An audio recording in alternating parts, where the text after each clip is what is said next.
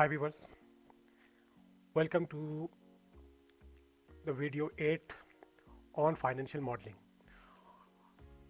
अब इस सीरीज़ में हम पिछले जो हमारे वीडियोस हैं, तकरीबन 7 वीडियोस हैं, उसमें हमने ये जो सोर्सेज ऑफ फंड्स हैं और यूजेस ऑफ फंड्स हैं, ये बैलेंस शीट का एक शीट हमने ओपन किया था इस वर्कबुक में, और उसमें हमने सबसे पहले ये डेवलप किए थे।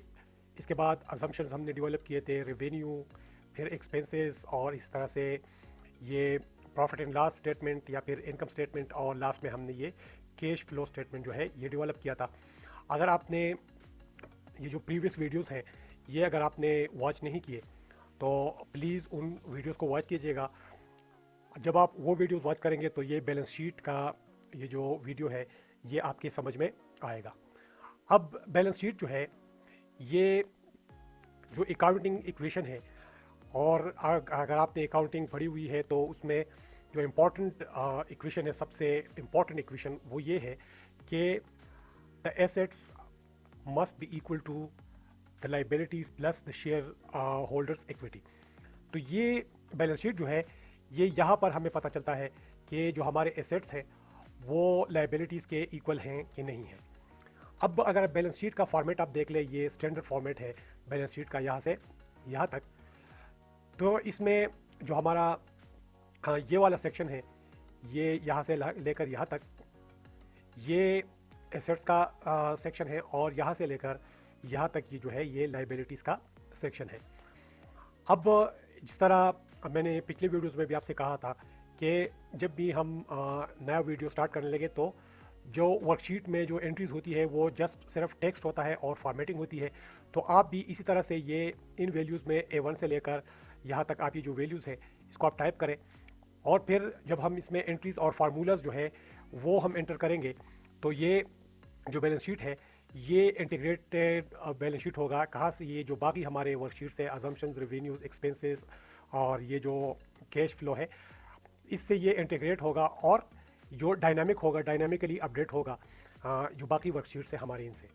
अब बैलेंस शीट्स में जो एसेट्स का सेक्शन है इसमें करंट एसेट्स है और फिक्स एसेट्स है, और फिर जो सेकंड सेक्शन है इसमें लाइबिलिटीज़ और करंट लाइबिलिटीज़ है, और फिर लॉन्ग टर्म लाइबिलिटीज़ है। इसका अलग अलग सेक्शन होता है। अब करंट लाइबिलिटीज़ जो है ये करंट जो एसेट्स है वो एसेट्स होते हैं जिनको आप इजीली कन्वर्ट कर सकते हैं लिक्विड एसेट्स में, मतलब आप इसको आसानी से कैश में कन्वर्ट कर सकते हैं। वो फिक्स्ड एसेट्स जो है ये इनको आप इजीली जो है वो आप कैश में या फिर जो लिक्विड एसेट्स है उसमें आप कन्वर्ट नहीं कर सकते, इसमें टाइम लगता है। इस तरह लाइबिलिटीज़ जो है वो भी करंट लाइबिलिटीज़ जो है और जो लॉन्ग टर्म लाइबिलिटीज़ है इनके लिए भी बिल्कुल वही जो प्रिंसिपल है जिस तरह फिक्स एसेट्स का है और करंट एसेट्स का है। अब करंट एसेट्स में अगर आप देख लें, यहाँ पर हम इनमें कैश एट बैंक जो है वो आपका करंट एसेट्स है। इस तरह इन्वेंट्री के जो आपके आइटम्स हैं वो आपके करंट एसेट्स है, और जो इक्विपमेंट्स हैं, जो अकाउंट रिसीवेबल है, अगर आप क्रेडिट पे सेल करते हैं या क्रेडिट पे परचेज करते हैं तो ये चीज़ें जो है ये आपके करंट एसेट्स हैं। अब फिक्स एसेट्स में प्लांट्स जो आपकी फैक्ट्रीज़ हैं या फिर आपके जो मशीनरीज़ हैं और फिर आपकी जो प्रॉपर्टी है ये फिक्स एसेट्स में आती हैं। फिर लाइबिलिटीज़ जो है इनमें अकाउंट्स पेएबल हैं, और जिस तरह ये बैंक लोन है, बैंक लोन जो है ये जिस तरह हमने सिनारियो में कहा था, जो हमारा केस स्टडी है उसमें कहा था कि हम ये जो बैंक लोन है ये हम ओवर द 10 ईयर्स जो है ये पे करेंगे। तो इस तरह ये लॉन्ग टर्म हमारी लाइबिलिटी हो गई। इस तरह ओनर्स की इक्विटी, ये भी फंड्स जो ओनर इन्वेस्ट करता है कंपनी में इनिशियली, और फिर बाद में अगर वो भी इन्वेस्टमेंट करता है तो वो ओनर्स के फंड्स में आती है। इस तरह जो रिटेन अर्निंग्स है ये वो अर्निंग्स है जब कंपनी जो है वो नेट इनकम जो है वो कमाती है, और फिर जो उसके शेयर होल्डर्स हैं उनको वो जिनका जो कंपनी है, जो आपका बिजनेस है उसमें जिनके शेयर्स होते हैं तो उनके जो अर्निंग्स आप अपने पास रखते हैं उसको हम रिटेन अर्निंग्स कहते हैं। ये भी आपकी लाइबिलिटी है। तो ये अकाउंटिंग इक्वेशन में आपके जो टोटल एसेट्स हैं ये बिल्कुल इक्वल होने चाहिए आपके टोटल लाइबिलिटीज़ के। ये वाला सेक्शन जो है और ये वाला जो सेक्शन है ये बिल्कुल इक्वल होना चाहिए। अब जो दूसरे हमारी शीट्स हैं इसको देख के हम जो है ये अपना बैलेंस शीट जो है ये डेवलप करेंगे। तो हमारे पास ईयर ज़ीरो है जिसमें हमने बिज़नेस स्टार्ट किया था, और फिर ईयर वन जो है, इन दोनों का हम जो है बैलेंस शीट में हम एंट्री करेंगे और चेक करेंगे कि हमारा बैलेंस शीट जो है ये बैलेंस करता है कि नहीं करता। अब सबसे पहले हम जो करंट असेट्स हैं वहाँ पर एंट्री करेंगे। तो कैश एट बैंक जो है ईयर ज़ीरो में, तो ये हम कैश फ्लो स्टेटमेंट से ये वैल्यू हम यहाँ पर एंटर करेंगे। तो आप यहाँ पर B5 सेल पे क्लिक कर दें और इज इक्वल क्लिक कर दें। इज इक्वल के बाद आप कैश फ्लो का जो वर्कशीट है उसमें आप आएँ, और यहाँ पर जो कैश फ्लो स्टेटमेंट है, यहाँ पर ये जो प्री ओपन है, यहाँ पर B48 पर आप क्लिक कर दें। तो ये हमारे पास कैश है बैंक में, प्री ओपन जो हमारा ईयर ज़ीरो था उसमें आप एंटर कर दें। तो ये 5000 जो है ये हमारे पास कैश एट बैंक है। अब इन्वेंट्री हमने यहाँ पर जो ये यूजेस ऑफ फंड्स है, ये स्टार्ट में जो हमने एंटर किए थे ये हम यहाँ से उठाएंगे। तो आप इज इक्वल टाइप कर दें, और ये जो वर्किंग इन्वेंट्री है सेल के 10 में, तो ये के 10 पर आप क्लिक कर दें और एंटर कर दें। तो ये हमारे पास क्या है, जो इन्वेंट्री है ईयर ज़ीरो में वो आ जाएगी। इसके बाद अकाउंट रिसीवेबल, चूँकि हमने कहा है कि हमारा जो बिज़नेस है वो क्रेडिट पे सेल और परचेज़ नहीं करता, तो ये यहाँ पर एप्लीकेबल नहीं है। लेकिन अगर आपका बिज़नेस जो है वो क्रेडिट पर सेल परचेज़ करता है, तो फिर ये जो सेक्शन है यहाँ पर आप वो अकाउंट रिसीवेबल जो है वो आप एंटर करेंगे। अब टोटल करंट असेट्स जो है हम यहाँ पर हम क्या करेंगे, इसको सम करेंगे। तो आप इज इक्वल टाइप करें और फिर इसके बाद सम, और ये जो B5 से लेकर B7 तक ये जो वैल्यूज़ है इसको आप सम कर दें। तो 10,000 जो है हमारे टोटल करंट एसेट्स है। अब फिक्स्ड असेट्स में प्लांट प्रॉपर्टी एंड इक्विपमेंट जो है ये हमारे पास, यहाँ से हम सेल जो B11 है उसमें एंटर करेंगे। आप इक्वल टाइप कर दें, और ये स्टार्ट में हमने ये कॉफ़ी मशीन और फर्नीचर जो है ये हमारे फिक्स्ड एसेट्स हैं, तो ये हम यहाँ से उठाएंगे। तो आप के 11 पर क्लिक कर दें, फिर इसको प्लस कर दें इसके साथ के 12 और एंटर कर दें। तो ये 45,000 जो है हमारे टोटल जो है ये एसेट्स है। अब डिप्रिसिएशन और इमोटाइजेशन जो है ये चूँकि हमारा बिजनेस स्टार्ट ईयर ज़ीरो में है, तो यहाँ पर ये वैल्यू एप्लीकेबल नहीं है। हमारा कोई जो प्लांट है वो रनिंग नहीं है, इसकी कोई डिप्रिसिएशन नहीं हुई, तो हम इसको ऐसे ही रहने देते हैं। ईयर वन में हम फिर इसकी एंट्री करेंगे। तो इसको आप इज इक्वल कर दें, और ये जो दो वैल्यूज़ हैं इसको सम कर दें। सम जो आपकी फिक्स असेट्स है इसको आप सम कर दें, सम, और ये दो जो वैल्यूज़ हैं इसको आप सम कर दें। अब ये टोटल करंट असेट्स जो है इसको भी आप ईयर वन में कॉपी कर लें, और जो टोटल फिक्स असेट्स है इसको भी आप ईयर वन में कॉपी कर लें। टोटल फिक्स असेट्स, अब टोटल एसेट्स जो है ये करंट असेट्स और फिक्स असेट्स जो असेट्स है इसको हम सम करेंगे, तो ये हमारे पास टोटल एसेट्स आ जाएंगी। तो आप सेल B8 पर क्लिक कर दें और इसके साथ प्लस कर दें सेल B13 और एंटर कर दें। ये 55,000 जो है ये हमारे टोटल जो है असेट्स है। अब लाइबिलिटीज़ के सेक्शन में हम आते हैं। तो लाइबिलिटीज़ में हमारे पास जो करंट लाइबिलिटीज़ है इसका सेक्शन है। अकाउंट्स पेएबल जो है ये क्रेडिट पे हम सेल परचेज नहीं करते हैं हमारे केस स्टडी में, तो इसको हम ब्लैंक ही रहने देते हैं। और यहाँ पर कंसिस्टेंसी के लिए हम इसको वैसे ही सम कर लेते हैं। अगर आपका क्रेडिट और परचेज का बिजनेस है तो फिर आपको ये वैल्यू एंटर करनी पड़ेगी। तो ये यहाँ पर सेल B19 जो है इसको आप, तो करंट असेट्स लाइबिलिटीज़ हमारी ज़ीरो है। अब लॉन्ग टर्म लाइबिलिटी हमारी क्या है, हमने लोन लिया हुआ है बैंक से, तो ये हमारी लॉन्ग टर्म लाइबिलिटी है। तो इसको आप इज इक्वल टाइप कर दें B23 में, और यहाँ पर आप जो बैंक लोन की जो एंट्री है K3 में, तो इसकी इक्वल आप कर दें। तो 35,000 जो है ये आपकी जो लॉन्ग टर्म लाइबिलिटी है। इस तरह आप इसको भी सम कर दें, सम और B23 एंटर कर दें आप। इस तरह ये जो वैल्यूज़ हमने जहाँ पर कैलकुलेशन है इसको आप ईयर वन में कॉपी करते जाए। टोटल एसेट्स को आप कॉपी कर लें ईयर वन में, टोटल लाइबिलिटीज़ को भी आप कॉपी कर लें ईयर वन में, और इस तरह टोटल लॉन्ग टर्म लाइबिलिटीज़ जो है इसको भी आप कॉपी कर लें ईयर वन में। अब जो ओनर्स फंड है ये भी हमारी लाइबिलिटी है। तो ईयर ज़ीरो में हमने यहाँ पर जो सोर्सेज ऑफ फंड्स हैं K4 सेल में, इसके आप इस पर आप क्लिक कर दें और एंटर कर दें। तो ये 25,000 जो हमारी लाइबिलिटी है। रिटेन अर्निंग्स, हमारा बिजनेस स्टार्ट में है तो इसकी कोई नेट इनकम नहीं है, तो हम ये जो सेल है इसको ब्लैंक रहने देते हैं। अब हमारे पास टोटल इक्विटी जो है इसको हम इज इक्वल करेंगे सम, और फिर ये वाले जो दोनों इसको हम सम कर लेंगे B27 और B28 को, तो ये हमारे पास क्या आ जाएगा, हमारी टोटल इक्विटी आ जाएगी। अब हम टोटल हमारी जो लाइबिलिटीज़ हैं इसको हम सम करेंगे is equal to total current liabilities plus total long term liabilities plus और टोटल इक्विटी जो है इसको हम प्लस कर लेते हैं। अभी देखिए 55,000 जो है ये हमारे पास इसकी वैल्यू आ गई है। तो अब यहाँ पर हम ईयर ज़ीरो पे चेक करते हैं कि हमारा बैलेंस शीट जो है वो बैलेंस करता है कि नहीं करता। तो आप यहाँ पर इज इक्वल टाइप कर दें और टोटल लाइबिलिटीज़ से माइनस कर दें टोटल हमारे एसेट्स B15 में एंटर कर दें। तो ये देखें ये ज़ीरो आ रहा है, इसका मतलब है कि हमारी जो लाइबिलिटीज़ हैं और हमारे जो एसेट्स हैं वो इक्वल है। अब ईयर वन के लिए हम कैलकुलेशंस करेंगे। ये जो बाकी हमारी शीट्स है इनमें हम एंट्रीज कर चुके हैं ईयर वन के लिए।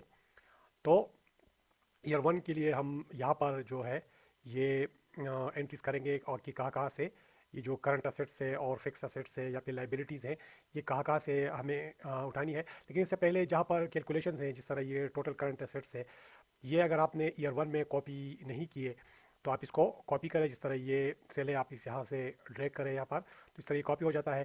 तो total current assets, total fix assets और टोटल असेट्स और इस तरह करंट लाइबिलिटीज़ और लॉन्ग टर्म लाइबिलिटीज़ जहाँ जहाँ पर भी ये जिस तरह यहाँ पर कैलकुलेशंस हैं तो आप यहाँ पर इसको कॉपी कर लें। इस तरह एरर जो चेक है इसको भी आप यहाँ पर कॉपी कर लें, ताकि जो कैलकुलेशन जब अपडेट हो तो हमें यहाँ पर सिचुएशन का उसी वक्त जो है वो पता चले। अब यहाँ पर जो कैश एट बैंक है ये हम कैश फ्लो जो स्टेटमेंट है यहाँ से हमने ये जो डेटा है यहाँ से उठाना है। तो कैश एट बैंक जो है एट द ईयर वन ये हम कैश फ्लो स्टेटमेंट से उठाएंगे। तो आप इज इक्वल टू करें और यहाँ पर ये जो शीट है इसमें आए और यहाँ पर जो कैश फ्लो स्टेटमेंट है ये हम पिछला जो हमारा वीडियो था उसमें हम बना चुके हैं। तो आप ये जो दिसंबर में ये क्लोजिंग कैश है इसके इक्वल आप कर दें तो ये हमारे पास ये जो ईयर वन में कैश एट बैंक जो है ये आ जाएगा।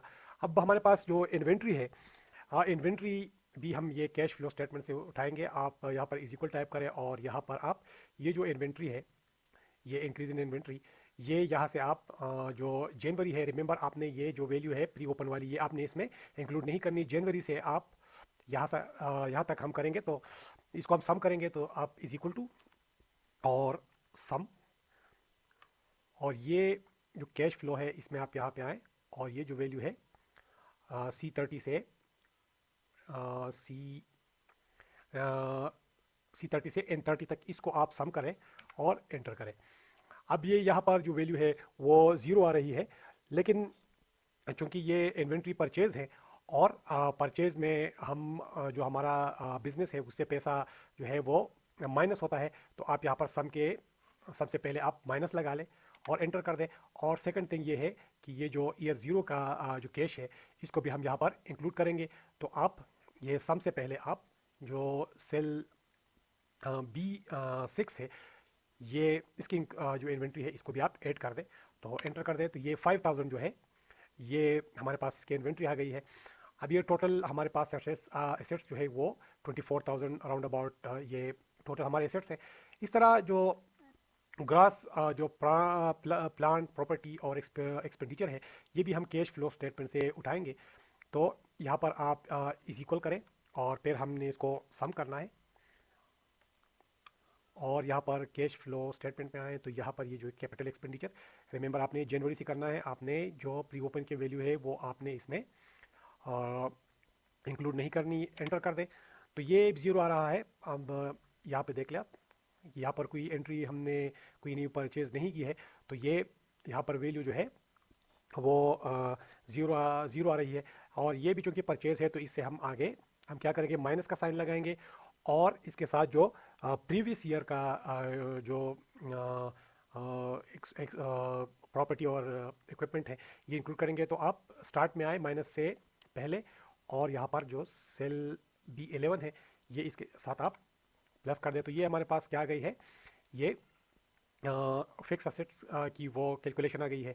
अब डिप्रिसिएशन ये हमने कैलकुलेट किया था, अब यहाँ पर आए हैं, ये देखें, ये जो प्रॉफिट एंड लॉस उसमें है, तो ये देखिए डिप्रिसिएशन ये वाला जो रो है ये हमने यहाँ पर कैलकुलेट किया था।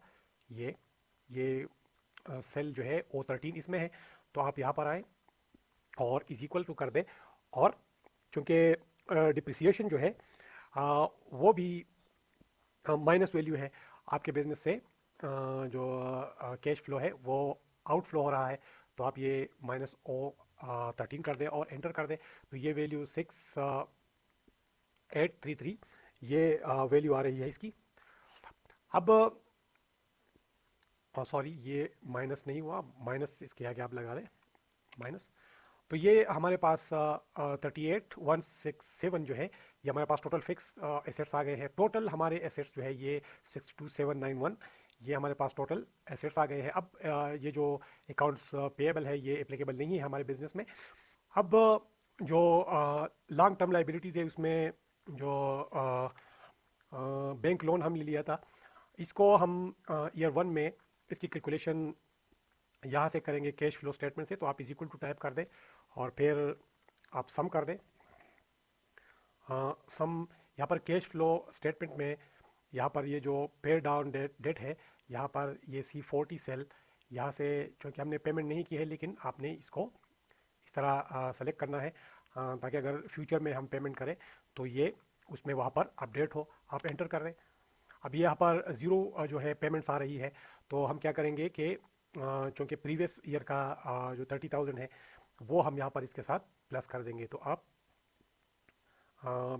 B23 पर क्लिक कर दें और प्लस कर दें एंटर। तो सॉरी, ये इस इक्वल मैंने लगाया, एंटर कर दे तो ये हमारे पास जो वैल्यू आ गई है ये 30,000 आ गई है। अब ओनर्स इक्विटी जो है इसको हम वैसे ही, क्योंकि हमने बिजनेस में ओनर्स को कोई न्यू जो इन्वेस्टमेंट है वो नहीं हुई, तो हम इसको सिंपली जो है कैरिड फॉरवर्ड करेंगे और इज इक्वल करेंगे B27 की। तो अब ये हमारे पास ये -72291 जो है ये आ रहा है।